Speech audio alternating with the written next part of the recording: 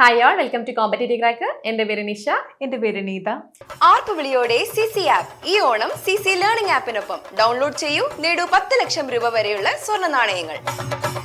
അപ്പൊ HSC exam ഒക്കെ കഴിഞ്ഞ് നമ്മളിപ്പം HSST എന്നുള്ള ഒരു വലിയ സ്വപ്നത്തിലേക്ക് നടന്നുകൊണ്ടിരിക്കുകയാണ് അല്ലെ.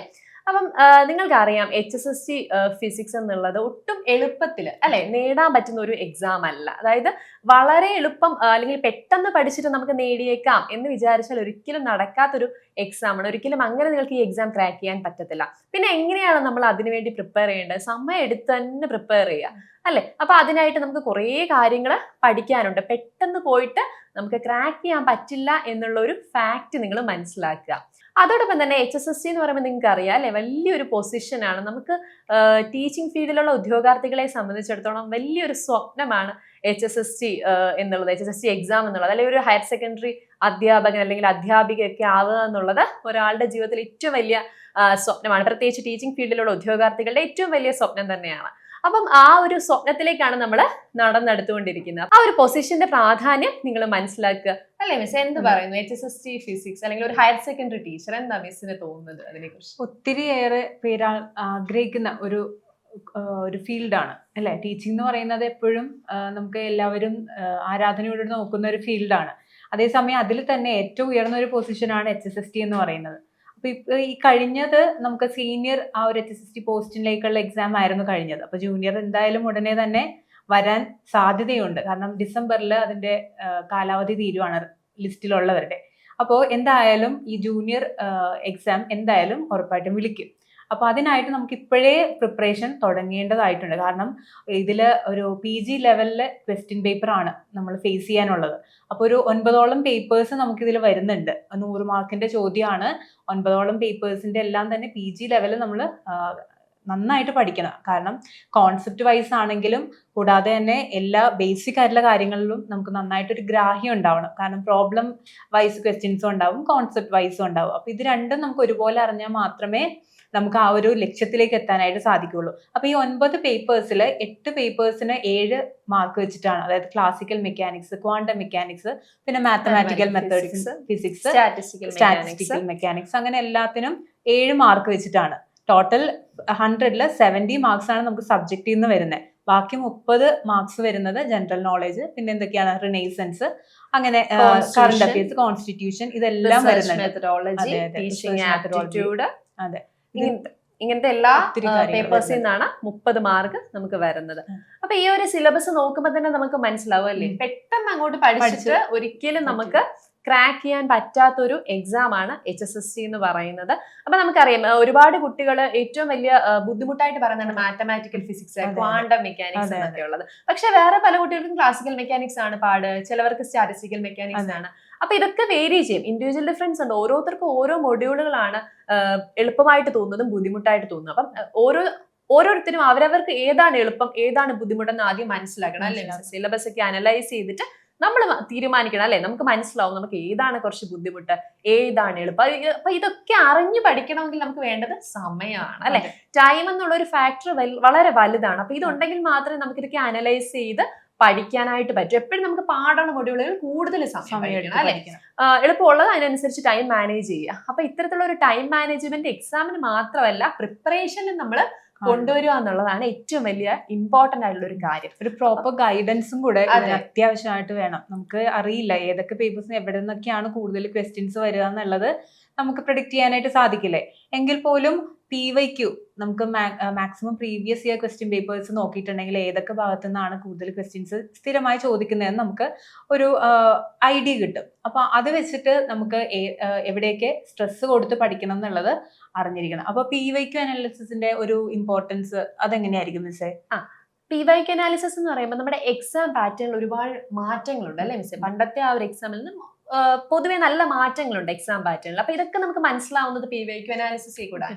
പിന്നെ എന്ന് പറയുമ്പോൾ ഫോക്കസ് സീരീസ്, ഈ പറഞ്ഞ പോലെ ഓരോ മൊഡ്യൂൾ, ഇപ്പൊ നമുക്കറിയാം മാത്തമാറ്റിക്കൽ ഫിസിക്സ് ഫോർ എക്സാമ്പിൾ എല്ലാ കാര്യങ്ങളും പഠിച്ചിട്ട് ഒരിക്കലും ഒരാൾക്കും പരീക്ഷ എഴുതാൻ പറ്റില്ല. അപ്പൊ നമ്മൾ അത് എന്താ ചെയ്യുക, മുൻകാല വർഷങ്ങളിൽ ആ മാത്തമാറ്റിക്കൽ ഫിസിക്സിന് എവിടുന്നൊക്കെയാണ് ക്വസ്റ്റ്യൻ ചോദിച്ചിട്ടുള്ളത്, അത് ഒരു ക്വസ്റ്റ്യൻ പേപ്പർ അല്ല, ഒരുപാട് ക്വസ്റ്റ്യൻ പേപ്പർ അനലൈസ് ചെയ്താലേ നമുക്ക് മനസ്സിലാവത്തുള്ളൂ.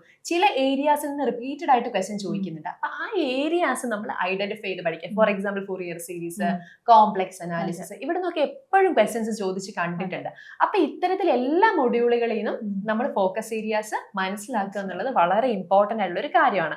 അപ്പൊ അതൊക്കെ നമുക്ക് എവിടുന്ന് മനസ്സിലാവുന്നത്, PYQ അനാലിസിസ് ആണ്. പിന്നെ എക്സാമിന്റെ ഡിഫിക്കൽറ്റി ലെവൽ നമുക്കറിയാം, ഓട്ടോമാറ്റിക്കലി അത് കൂടി വരും അല്ലെ ഓരോ വർഷം കഴിയുമ്പോൾ. അപ്പൊ ഇതൊക്കെ നമുക്ക് മനസ്സിലാവുന്ന എവിടുന്നാണ്, PYQ അനാലിസിസിൽ കൂടെയാണ്. അപ്പൊ ഫോക്കസ് ഏരിയാസ് ഐഡന്റിഫൈ ചെയ്യുക എന്നുള്ളത് PYQ അനാലിസിസിന്റെ ഏറ്റവും വലിയൊരു പ്രത്യേകത തന്നെയാണ്. പിന്നെ എന്തൊക്കെ ഫീച്ചറുകളാണ് മിസ് നമ്മുടെ CC-ക്ക് ഉള്ളത്? നമുക്കിവിടെ ഒത്തിരിയേറെ ഫീച്ചേഴ്സ് ഉണ്ട്. അതിൽ പ്രധാനപ്പെട്ടത് ഈ ഒന്ന് തന്നെ PYQ അനാലിസിസ് തന്നെയാണ്. നിരന്തരമായിട്ട് നമ്മൾ ക്വസ്റ്റ്യൻ പേപ്പേഴ്സ് സോൾവ് ചെയ്യാനായിട്ടുണ്ട്, മോഡൽ എക്സാംസ് നടത്തുന്നുണ്ട്. പിന്നെ അതുകൂടാതെ തന്നെ ലൈവ് ക്ലാസ്സസ് ഉണ്ട്. ഈ ലൈവ് ക്ലാസ്സസിൽ ടീച്ചറായിട്ട് നമുക്ക് നന്നായിട്ട് ഇന്ററാക്ട് ചെയ്ത് കൊണ്ടുപോകാൻ പറ്റുന്ന ഒരു ലൈവ് ക്ലാസ്സസ് ആണ്. അപ്പൊ അതിൽ നമുക്ക് അപ്പൊ തന്നെ ഡൗട്ട് ക്ലിയറൻസ് എല്ലാം ആ ഒരു ടൈമിൽ തന്നെ തീർത്ത് നമുക്ക് സബ്ജക്ട് നോളജ് നന്നായിട്ട് ഡീപ്പായിട്ട് പഠിക്കാനായിട്ട് സാധിക്കും. പിന്നെ അതുപോലെ തന്നെ മെന്റർഷിപ്പ് സപ്പോർട്ട് ഉണ്ട്. പിന്നെ എന്താ പറയുന്നത്, PDF നോട്ട്സ് ഉണ്ട്. ഇതെല്ലാം ഉൾപ്പെടുത്തിക്കൊണ്ടുള്ള ഒരു കോഴ്സാണ് CC എല്ലാം നിങ്ങൾക്കായിട്ട് ഒരുക്കിയിരിക്കുന്നത്. ഏറ്റവും കൂടുതൽ സ്റ്റുഡൻസ് റിവ്യൂ പറഞ്ഞിരിക്കുന്നത് ലൈവ് ക്ലാസ്സിനും മോഡൽ എക്സാമിനും പിന്നെ മെന്റർഷിപ്പ് സപ്പോർട്ട് ഓൾസോ. കാര്യം മോഡൽ എക്സാം എന്ന് പറയുന്നത് ഏറ്റവും വലിയ ഫീച്ചറാണ് അല്ലെ. കാര്യം എക്സാം അടുക്കുമ്പോൾ അതേ പാറ്റേണിൽ അതേ മാർക്ക് ഡിസ്ട്രിബ്യൂഷനിൽ എല്ലാ മൊഡ്യൂളുകളെയും വെച്ചിട്ട് നമ്മൾ മോഡൽ എക്സാം ചെയ്യുമ്പോൾ എക്സാം ഹോളിലോട്ട് പോകുമ്പോൾ അവർ കോൺഫിഡന്റ് ആയിട്ടാണ്. കാര്യം മോഡൽ എക്സാം എഴുതി കഴിയുമ്പോൾ അവർക്ക് ടോട്ടലി ഒരു ഐഡിയ കിട്ടും, ഇത് എവിടെയാണ് നമ്മൾ വീക്ക് ആയി പോയത്, എവിടെയാണ് നമ്മൾ സ്ട്രോങ് ആയത് എന്നൊക്കെ ഒരു ഐഡിയ കിട്ടിയിട്ട് അതിനനുസരിച്ച് അവർക്ക് ഒരു ലാസ്റ്റ് മിനിറ്റ് പ്രിപ്പറേഷന് അത് സഹായിക്കും. അപ്പം അതോടൊപ്പം തന്നെ നമ്മൾ ഓരോ റിവിഷൻ എക്സാമും നടത്തുന്നുണ്ട്. അതായത് നമ്മുടെ ഓരോ ദിവസവും നിങ്ങൾക്ക് പഠിക്കാൻ ടോപ്പിക്കുകൾ തരികയും ആ ഒരാഴ്ച പഠിച്ച കാര്യങ്ങൾ വെച്ചിട്ട് വീക്കിലി റിവിഷൻ എക്സാമും ചെയ്യുന്നുണ്ട്. അപ്പൊ ആ ഒരു ആഴ്ച പഠിച്ച കാര്യങ്ങളിൽ എവിടെയാണ് ബുദ്ധിമുട്ടെന്ന് അവർക്ക് ഐഡന്റിഫൈ ചെയ്യാൻ പറ്റാൻ ഈ റിവിഷൻ എക്സാം സഹായിക്കും. പിന്നെ അറ്റ് ലാസ്റ്റ് നമ്മൾ മോഡൽ എക്സാം ചെയ്യുമ്പോൾ എന്താ പ്രത്യേകത, ടോട്ടൽ മൊഡ്യൂൾ അനാലിസിസ് ആണ് അല്ലെ.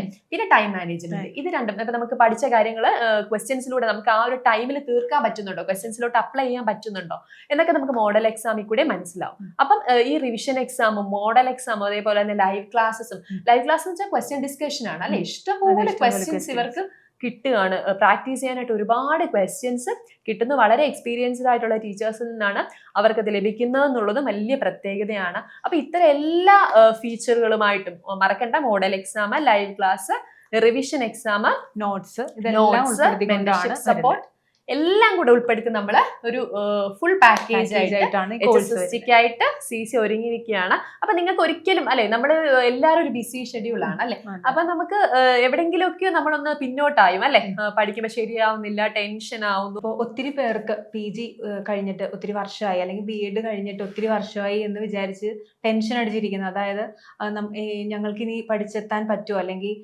ഈ HSST എന്നുള്ള ഒരു സ്വപ്നം നമുക്ക് അത് സാധിച്ചെടുക്കാൻ പറ്റുന്നതാണോ, അങ്ങനെ ഒത്തിരിയേറെ കാര്യങ്ങൾ ടെൻഷൻ അടിച്ചിരിക്കുന്ന ഒത്തിരി കുട്ടികളുണ്ട്.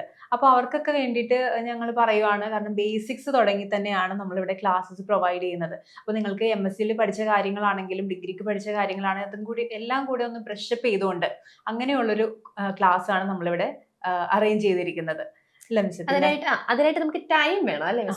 ബേസിക് കോൺസെപ്റ്റ്സ് പഠിച്ചിട്ട് മുന്നോട്ട് പോകേണ്ടതുണ്ട് അല്ലെ നമുക്ക്. അപ്പൊ നമുക്കറിയാം ബേസിക്സ് ക്വസ്റ്റ്യൻസ് മാത്രമല്ല ചോദിക്കുന്നത് HSSC സംബന്ധിച്ചിടത്തോളം അല്ലെ. ഈസി, മീഡിയം, ഹയർ ലെവലും ചോദിക്കും. അപ്പൊ നമ്മൾ ബേസിക്സിൽ തുടങ്ങി ഹയർ ലെവലിലോട്ട് എത്തണം എന്നുണ്ടെങ്കിൽ നമുക്ക് എന്ത് വേണം, അതിനാവശ്യമായിട്ടുള്ള ടൈം വേണം. അപ്പൊ അതുകൊണ്ടാണ് പറയുന്നത് നേരത്തെ പഠിച്ചു തുടങ്ങണം എന്നുള്ളതിന്റെ പ്രാധാന്യം അവിടെയാണ്. അപ്പൊ നമുക്ക് ഏതൊരു കോമ്പറ്റേറ്റീവ് എക്സാമിനേഷനും നമുക്ക് വ്യക്തമായിട്ടൊരു ലേണിംഗ് സ്ട്രാറ്റജി ഉണ്ടാവണം അല്ലെ. അതായത് ബേസിക് കോൺസെപ്റ്റ്സ് പഠിക്കുക, അതനുസരിച്ച് MCQ പ്രാക്ടീസ് ചെയ്യുക അല്ലെ. ഓക്കെ, പിന്നെ നമുക്കൊരു സ്റ്റഡി പ്ലാൻ വേണം അല്ലെ. ആ സ്റ്റഡി പ്ലാൻ അനുസരിച്ച് നമ്മൾ പ്ലാൻ ചെയ്ത് മുന്നോട്ട് പഠിച്ചു പോകണം.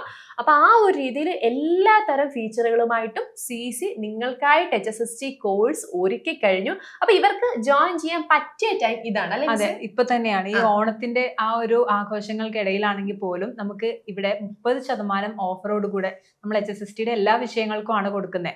അപ്പൊ ഇത് ഒരു ബെസ്റ്റ് ടൈമാണ്. നിങ്ങൾക്ക് ഇനിയും അടിച്ചു നിൽക്കാതെ HSSTയിലേക്ക് എത്താനായിട്ട് ഒരു കുറച്ച് ദൂരം മാത്രമേ ഉള്ളൂ. അപ്പോൾ അത് നിങ്ങൾക്ക് സാക്ഷാത്കരിക്കണമെങ്കിൽ ഈ ഒരു ടൈമിൽ തന്നെ നിങ്ങൾ ഈ ഓഫർ ഗ്രാബ് ചെയ്യുക. കാരണം ഇങ്ങനെ ഒരു ഓഫർ നമുക്ക് ഇനി ഉടനെ എന്തായാലും ഉണ്ടാവില്ല. അപ്പോൾ ഇപ്പൊ തന്നെ നമുക്ക് പഠിച്ചു തുടങ്ങാം ഉടനെ തന്നെ. അപ്പോൾ HSSTയുടെ എല്ലാ വിഷയങ്ങൾക്കും 30% ഓഫറാണ് കിട്ടുന്നത്. അപ്പോൾ ഈ കാര്യങ്ങൾ ഡീറ്റെയിൽസ് എല്ലാം എങ്ങനെയൊക്കെയാണ് ഇതെല്ലാം ഉൾപ്പെടുത്തിക്കൊണ്ടുള്ള ഒരു കോഴ്സാണ് നമ്മളിപ്പോ പറഞ്ഞ അത്രയും കാര്യങ്ങളെല്ലാം തന്നെ ആ കോഴ്സിലുണ്ട്.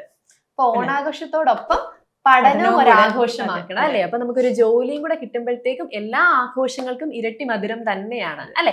അപ്പം ഇനി ഒട്ടും സമയമില്ല അല്ലെ? പെട്ടെന്ന് തന്നെ ഇപ്പം നമ്മളിപ്പോ പറഞ്ഞത് വെച്ചിട്ട് ടൈം എന്നുള്ള വളരെ ഇമ്പോർട്ടന്റ് ആണ് അല്ലെ? അപ്പൊ പെട്ടെന്ന് തന്നെ കോഴ്സിന് ജോയിൻ ചെയ്യുക. ഇനി നിങ്ങൾ മടിച്ചു നിൽക്കരുത്.